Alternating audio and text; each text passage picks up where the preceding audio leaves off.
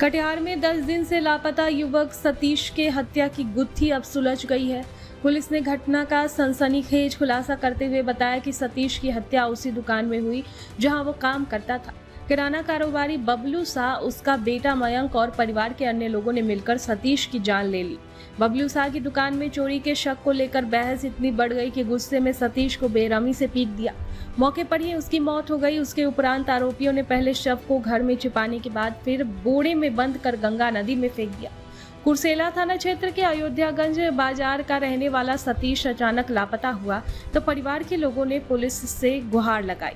जांच के दौरान पुलिस ने बबलू शाह के बेटे को हिरासत में लिया और सख्ती से पूछताछ की तो पूरी वारदात का खुलासा हुआ।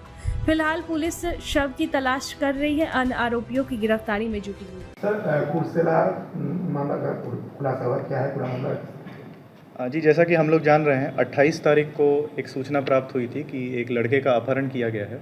इस संदर्भ में जो है परिजन द्वारा कुर्सेला थाना में केस भी अपहरण का दर्ज कराया गया। लगातार इसमें जो है एसडीपीओ सदर 2 और थाना अध्यक्ष कुर्सेला द्वारा रेड छापेमारी की जा रही है। बाकी तकनीकी अनुसंधान भी इसमें लगातार किया जा रहा था। इसी क्रम में एक प्राथमिकी अभियुक्त मयंक को गिरफ्तार किया गया।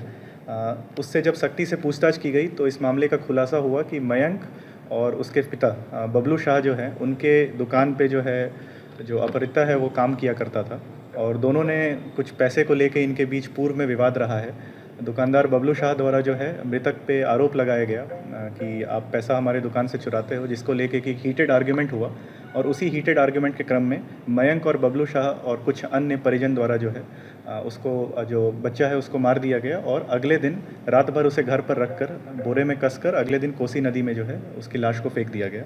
इस मामले में मयंक की गिरफ्तारी हो गई है। साथ ही साथ शंभू शाह जो कि मयंक का परिजन है उसकी भी गिरफ्तारी हुई है। इसके अलावा बबलू शाह की गिरफ्तारी जो कि मयंक का पिता है उसकी भी रोल रही थी इसमें, उसकी गिरफ्तारी हेतु लगातार रेड छापेमारी की जा रही है और आगे कुछ परिजन का भी नाम इसमें सामने आया है जो कि कन्फेशन में आया है, जिनके द्वारा कि लाश को छिपाने में, गायब करने में, मारने में सहयोग करना और अगले दिन जो है लाश को कोसी नदी में फेंकने में सहयोग किया गया है। उनकी भी पहचान कर ली गई है, उनकी भी जल्द गिरफ्तारी कर ली जाएगी। सर, किस चीज़ से मारा गया था?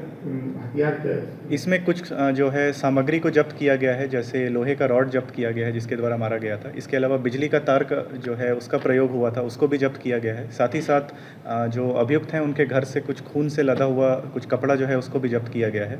मोबाइल जो है तकनीकी अनुसंधान के क्रम में जो मोबाइल का प्रयोग हुआ था जो कि अभियुक्तों के साथ था, उसकी भी ट्रेस की गई है, तो वो भी जो है उसको भी जब्त कर लिया गया है।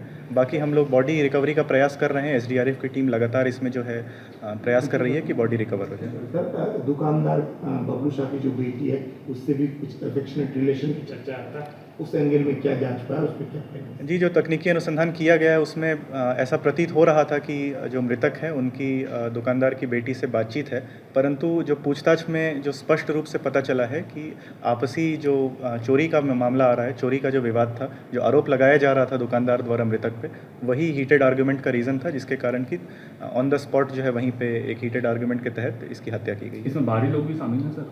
जी, अभी तक जो नाम सामने आए सारे इनके परिजन ही हैं। एक परिजन को इसमें गिरफ्तार भी किया गया है, शंभू शाह। इनको मनिहारी थाना से गिरफ्तार किया गया है, मनिहारी थाना अंतर्गत। और बाकी भी जो नाम सामने आ रहा है फिलहाल अभी परिजन का ही नाम सामने आ रहा है। कितने लोग थे सर उसमें शामिल?